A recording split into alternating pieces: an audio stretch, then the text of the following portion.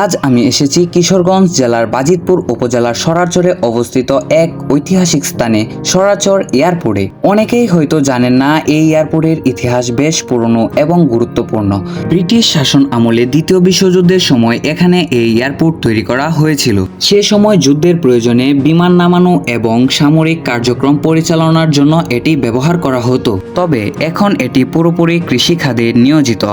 এখানে আসলে আপনারা বিভিন্ন ধরনের গাছ এবং ফল কিনে নিয়ে যেতে পারবেন আর দেখতে পারবেন এয়ারপোর্টের সুন্দর দৃশ্য। তবে আমি ব্যক্তিগতভাবে চাই এই এয়ারপোর্টটা আবার চালু হোক, কারণ কিশোরগঞ্জে অসংখ্য প্রবাসী ভাই বোন আছেন।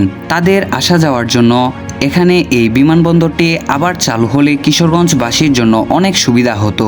সরারচর এয়ারপোর্ট এখন ইতিহাসের এক নীরব সাক্ষী। হয়তো আজ এই এয়ারপোর্টটি কৃষিকাজে ব্যবহৃত হচ্ছে, কিন্তু আগামী দিনে যদি এটি আবার চালু করা যায় তাহলে কিশোরগঞ্জবাসীর জন্য এটি হবে বিশাল এক উন্নয়ন। আমি আশা করি একদিন হয়তো আমরা সবাই আবারও এখানে বিমান ওঠানামা দেখতে পারবো। দেখা হবে পরের ভিডিওতে। আল্লাহ হাফেজ।